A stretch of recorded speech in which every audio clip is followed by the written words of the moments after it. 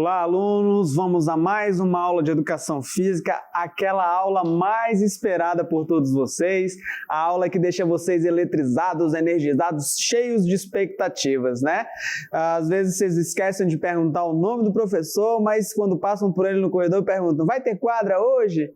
Mas hoje...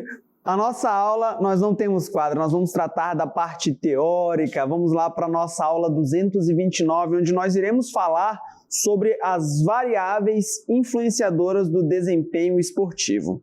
E aí, só com esse título você já pode, porventura, surgir aí diversas curiosidades, dúvidas. O que são? Para que servem? Professor, eu como isso no café da manhã, eu compro na seção de suplementos da farmácia para eu ter isso dentro de mim?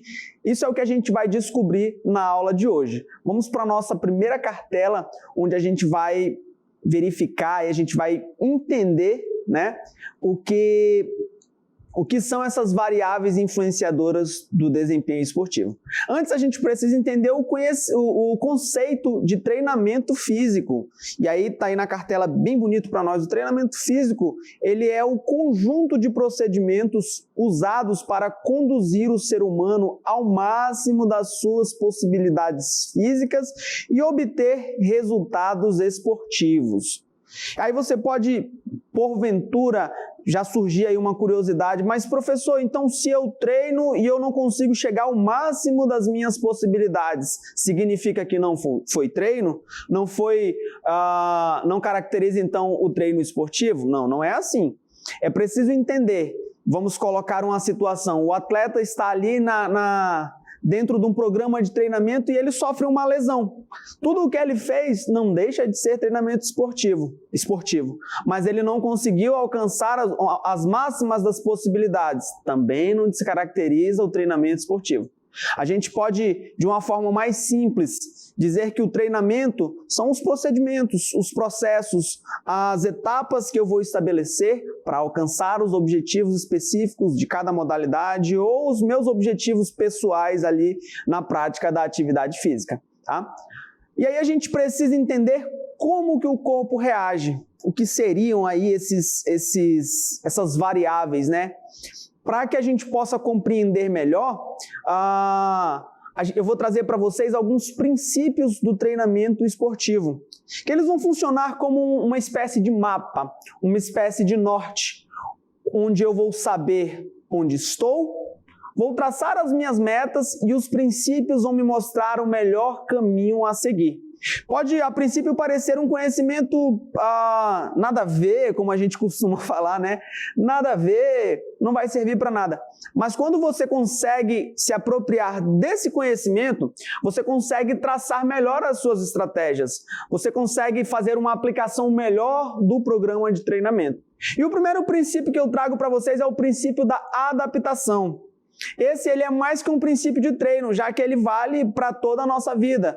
Porque o ser humano ele é capaz de se adaptar às mais diversas situações, ok?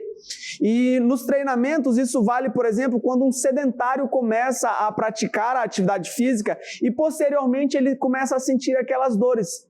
Isso mostra pra gente a resposta fisiológica do nosso corpo, mostra pra gente o nosso corpo respondendo ao estímulo aplicado pelo exercício, pela atividade física realizada. E não só isso, como o nosso corpo se adapta, ele vai sempre me exigir uma carga um pouco maior, um pouco mais elevada do exercício, ok? Para que eu possa continuar evoluindo ali nas minhas atividades. A próxima cartela, ela mostra pra gente aí algumas etapas, alguns pontos, né? O indivíduo, ele tá ali, o do meio, ele tá mais... o lado da pontinha, ele está um pouco magro, o do meio está um pouco mais esbelto, o do lado aqui atrás de mim está um pouco mais cheinho. Então, independente de como você esteja se enquadrando aí nessas imagens, você precisa buscar o treinamento mais adequado, entender que o seu corpo vai se adaptar a esse treinamento e aí vai começar a produzir respostas. E é um ponto muito, muito legal de a gente chamar a atenção, que essa resposta ela não vem de imediato, ela não vem do dia para a noite. A única coisa que vem do dia para a noite é a dorzinha que a gente sente depois da atividade, depois daquela caminhada, da bola. Mas para a gente chegar no top desse cara aí do meio, que é o tópico de uma outra aula que a gente vai falar sobre o estereótipo do corpo, para a gente chegar no top dele a gente tem que treinar bastante, não é uma semana de treino, é um pouquinho mais, ok? Mas é também importante a gente saber separar e entender um outro princípio deveras importante, que é o princípio da individualidade biológica. Eu particularmente gosto muito desse, porque ele me fala, trocando em miúdos, falando de uma forma mais clara, que nós não somos e não podemos nos tratar como uma receita de bolo. Nós não podemos dizer que a resposta do meu corpo vai ser igual à resposta do corpo do meu coleguinha, do meu colega de turma. Tá? O princípio da individualidade biológica nos mostra que cada um de nós é diferente geneticamente. Ele mostra aquilo que já é óbvio, nós não somos iguais. Mas fisiológica, geneticamente, nós somos diferentes. E sendo diferentes, o exercício vai apresentar respostas diferentes. Isso me mostra que cada um de nós precisa de um programa de exercício específico para o seu objetivo. Para que fique mais claro, o mesmo treino do meu colega, talvez não sirva para mim. Pode servir. A gente pode ter ali algumas semelhanças e o treino dele pode, porventura, casar ali com o meu fator genético. Mas, se ele não apresentar os resultados iguais, significa que não serve para mim, ok? E aí a gente tem essa definição bem bacaninha, que diz assim que cada indivíduo possui características genéticas particulares, o que faz com que um corredor tenha mais aptidão para provas longas e outro para provas curtas. Isso dado aí as fibras musculares, a vascularização do músculo desse corredor, tá? Nada mais do que já disse, nós somos diferentes genética e biologicamente. O próximo princípio é o princípio da interdependência, volume e intensidade. Nesse, é muito importante eu entender o que são esses aspectos. A intensidade, ela depende do peso, da carga, né, da velocidade de execução, do ritmo de treino, ok? Isso é que a gente vai tratar como intensidade. E o volume vai ser a quantidade total de treino que eu vou fazer ali durante algum tempo, ok? E para que isso fique bem claro, não vai surtir efeito se eu só colocar muita carga, e quando eu falo carga, a gente lembra logo da academia, mas vamos voltar lá para a escola, na quadra, não vai importar eu treinar um montão, horas e horas e horas a fio, jogando ali futebol, se eu não tiver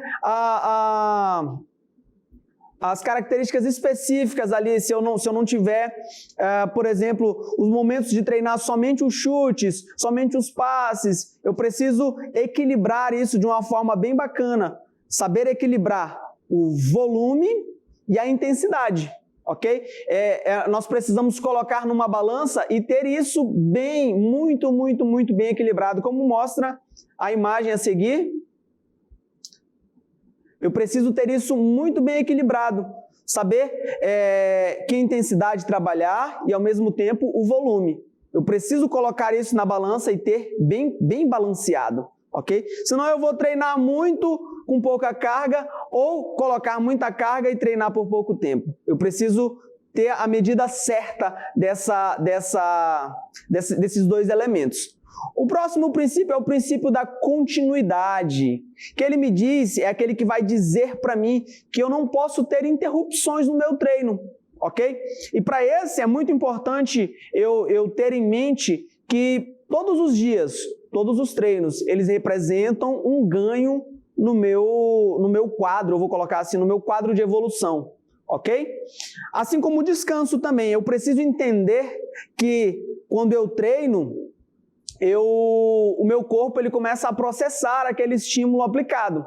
E aí eu preciso descansar para aquele estímulo supercompensar, para aquele estímulo funcionar dentro do meu corpo. Se eu não descanso e vou treinar logo em seguida, o estímulo ele passa a ser um pouco negativo. E aí quem tiver um pouquinho mais de curiosidade, depois coloca lá na internet o gráfico de supercompensação do exercício físico. É um gráfico bem interessante de a gente dar uma olhada, mas ele é um pouquinho mais específico, tá bom? É preciso adentrar mais a fundo nesse assunto para a gente poder compreender. Mas aí, o princípio da continuidade, ele me diz que eu não posso ter interrupções no meu treino, eu preciso todos os dias aplicar um estímulo novo, eu preciso colocar um estímulo novo no meu corpo, porque a partir do momento que eu só descanso ou que eu descanso demais, o meu corpo ele passa a meio que catabolizar, meio que ter um efeito negativo desse exercício. E não é esse o objetivo da gente. Ninguém treina só por treinar. A gente treina para evoluir, ok? O próximo princípio é o princípio da especificidade. A cartela vai mostrar para a gente que ele se baseia nas particularidades, nas características específicas de cada atividade. Para que um exercício seja realmente específico, ele deve ser o mais semelhante possível àquela ação que se pretende melhorar. E aí a gente percebe esse princípio da especificidade principalmente naqueles momentos do treino em que a gente vai fazer repetições, em que é super chato, talvez seja super monótono, repetir, ficar ali, por exemplo, a galera que curte, que gosta ali de um futebol, ficar chutando ali diversas vezes a bola para tentar enquadrar ela, para tentar botar ela bem bonitinha lá na gaveta, lá onde a coruja dorme. E essa repetição às vezes pode parecer chata, mas ela faz parte desse princípio da especificidade. Como eu vou usar esse aspecto em um momento específico do jogo, eu preciso treinar aquela característica específica, ok? E aí a gente, além desses princípios que influenciam no desempenho físico, a gente vai ter uns outros fatores que eu quero mostrar para vocês agora. Os fatores que podem também influenciar no desempenho físico são faixas etárias, tá bom? Dependendo da idade, às vezes a gente demora um pouquinho mais para conseguir alcançar, para conseguir aprender, a gente já fica um pouco mais lento, um pouco mais pesado, né? Principalmente quando a gente não segue ali o princípio da continuidade. Imagina aí, um jovem que durante a adolescência jogou muito futsal, e aí terminou o ensino médio, parou, não jogou mais nada, casou, passou do time dos solteiros e foi pro dos casados, aí o cara já entra lá no campo já meio boleirão, né? Vai ficar mais pesado, porque a faixa etária já vai contar um pouquinho. Fatores genéticos também fazem bastante diferença. Professor, então o senhor está me dizendo que se a minha genética diz que eu não posso praticar, então eu nunca vou conseguir ser um atleta. A gente só vai saber se a gente testar, tá bom? Eu aconselho que participe, que faça, que tente, faça as suas experiências. Se você, porventura, identificar essa praia não é para mim, não desista, insista mais um pouquinho, e aí você, se ainda assim identificar que não é para você essa modalidade, parta para outra. Mas o importante é nunca deixar de fazer a atividade física, ok? O ambiente, ele também faz bastante diferença, e nesse sentido a gente precisa puxar aí alguns exemplos, né, tentar lembrar. É muito difícil para nós aqui, quando eu falo em ambiente, imaginem nós tentarmos treinar para os jogos de inverno. Onde é que a gente vai treinar o esqui? Não é impossível, não é impossível. Mas o fator ambiental vai influenciar no meu desempenho físico para eu treinar o esqui no gelo. É bem complicado, né? Mas também não é impossível. A psique, quando eu falo psique, são os fatores psicológicos, o meu preparo psicológico para realizar as atividades. E essa é uma guerra que a gente precisa ganhar desde a base, desde quando nós estamos ali nos primeiros treinos, nos primeiros momentos. Eu preciso já mentalizar, ficar tranquilão, fazer a minha parte no jogo e lembrar que o mais importante é se divertir, é participar, é aprender. Tá bom? E é uma guerra que muitos atletas, eles lutam muito com essa parte. Às vezes, tem um preparo físico bom, tem um tempo de treino excelente, são os melhores ali na modalidade, mas o aspecto psicológico consegue derrubar essa galera, né? Então é importante que não só no treino eu fique atento para a parte física, mas atente também para essa parte psicológica. Mentalizar coisas boas, mentalizar a vitória, mentalizar que por mais que eu não ganhe, por mais que eu não saia dali o vitorioso com a medalha, mas eu já sou vencedor porque estou participando, porque consegui chegar naquela competição, ou consegui transpor os meus obstáculos, consegui alcançar os meus objetivos. ok? E por último, o fator principal, vou colocar assim, mas que também não é impeditivo, são os fatores socioeconômicos. Né? Às vezes a gente sonha, a gente quer muito ser o melhor em alguma modalidade, a gente quer ser o top dentro de alguma modalidade. Vou colocar o futsal, que é a paixão dos meninos na escola, né? Das meninas, algumas meninas. A gente quer ser o melhor no futsal e a gente olha lá a chuteira colorida, bonita dos jogadores e a gente quer uma chuteira daquela e a gente não, infelizmente, muitas vezes não temos as condições financeiras para comprar. Isso aí às vezes se caracteriza como um fator impeditivo, mas é importante que nós lembremos, né, que nada pode nos impedir de alcançar aquilo que nós traçamos para nós. Se porventura você não tem a chuteira, eu vou lembrar aqui de uma história bem rápida do Ronaldinho Gaúcho, que o pai dele dizia para ele que era melhor ele treinar descalço, porque aí ele tinha um contato melhor com a bola. E muito tempo depois ele descobriu que aquilo era só uma história que o pai dele contava para ele, porque não tinha dinheiro para comprar a chuteira mais adequada ali para ele. Tá? E o Ronaldinho Gaúcho virou aí um dos maiores jogadores de futebol da história do nosso Brasil, do futebol mundial. Tá bom? Então não existem, ainda que tenha aí os fatores socioeconômicos, não coloque ele como uma barreira para o teu desenvolvimento esportivo. Pratique, participe, porque essa é a parte mais importante. E vamos de dinâmica local interativa?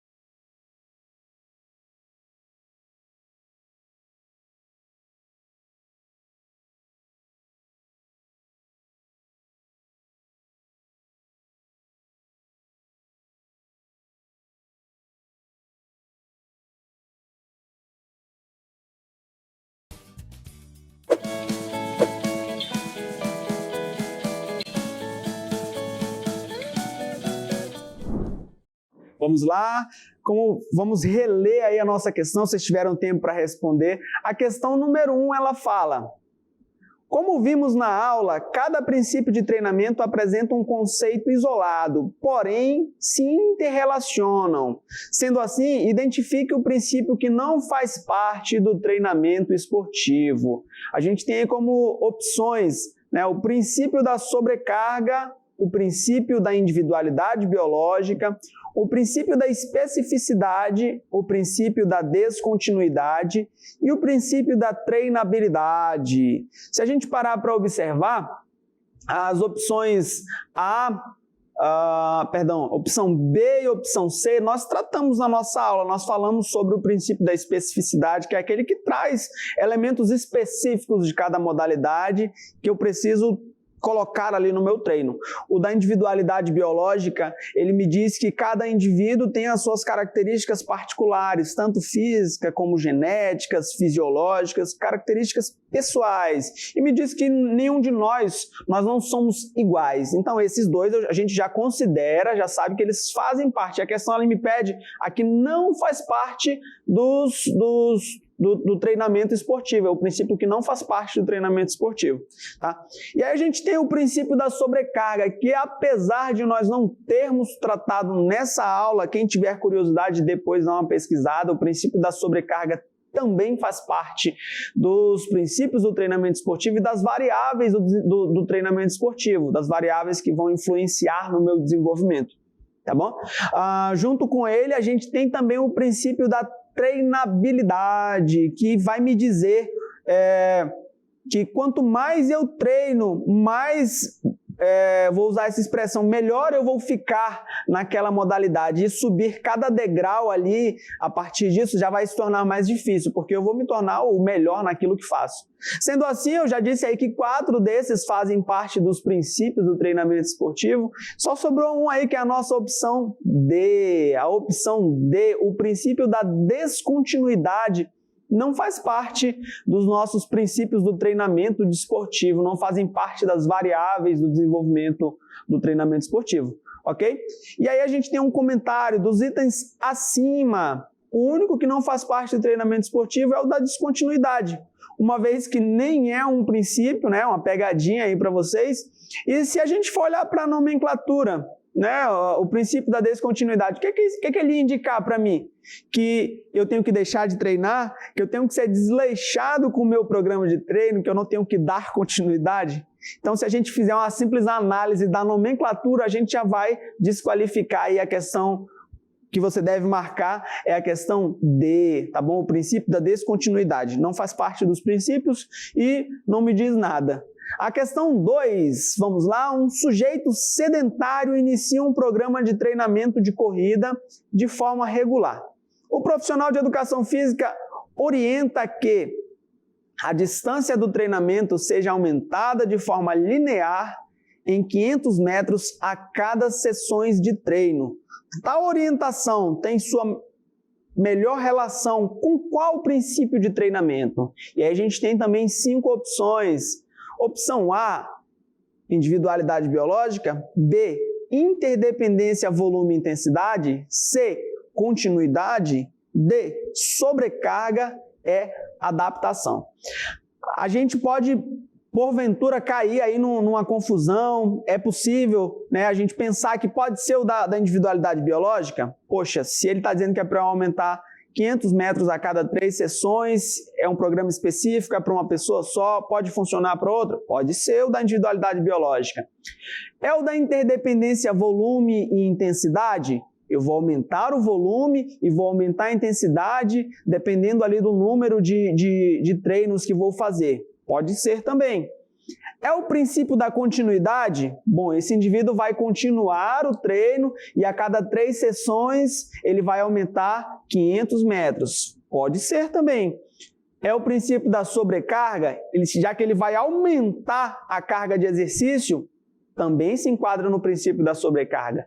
É o princípio da adaptação? Falei que quando nós treinamos, o nosso corpo ele se adapta fisiologicamente ao estímulo aplicado e, porventura, nós vamos precisar aplicar uma carga maior de exercícios, já que ele vai aumentar a cada 3 sessões 500 metros, também se aplica ao princípio da adaptação. Mas na questão anterior, se a gente lembrar do enunciado, ele diz que os princípios eles se interrelacionam, né? Mas nessa questão, ainda que todos possam se encaixar, a alternativa correta é a alternativa B, o princípio da interdependência, volume e intensidade, ok?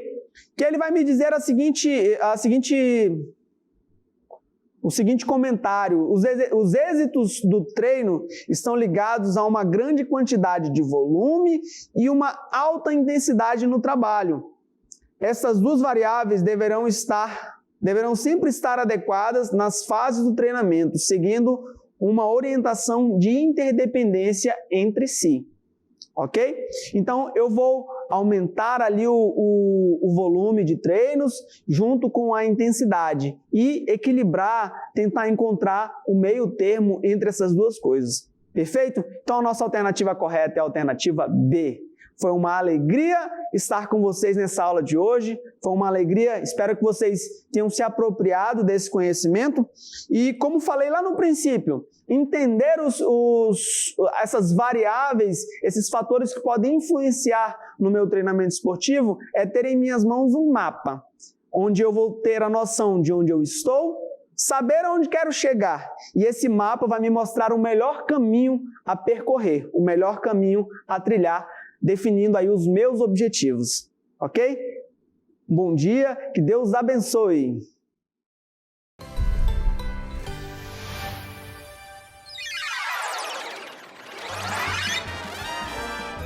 A sua aula continua no próximo vídeo.